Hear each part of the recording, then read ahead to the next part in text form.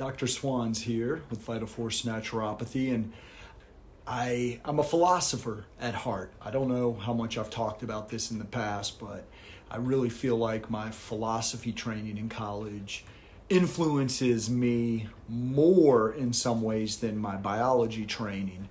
And I had this idea recently, and I've just made 2 videos on it, talking about this codependent dynamic between people and our food, our relationship to food, and then in a bigger picture, the conventional medical system and its relationship with us. And I just keep thinking about it over and over again, and about patients' experiences and what they've shared with me in the past 18 years. And I really think it's such a perfect description of what's going on, because if you've ever been in your doctor's office and they've told you that it doesn't matter what you eat, regardless of what your diagnosis is, your condition is, regardless of why you're there to see them, if they told you that whatever you're dealing with is not influenced by the food you put into your body, they lied to you and you were gaslit. And that is a tactic that codependent dynamic relationships have. One individual is giving lies, misinformation to try to control and keep the other person engaged in this relationship dynamic. So a doctor who tells you, because they don't have any training or education on what you should eat or how what you're eating is impacting your health, tells you that it doesn't, is misleading you, is gaslighting you.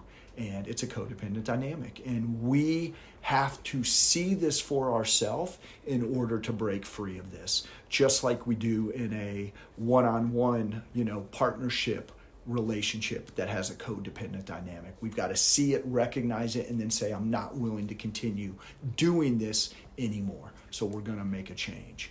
And it's as important in the relation to medicine and our health as it is in our personal relationships.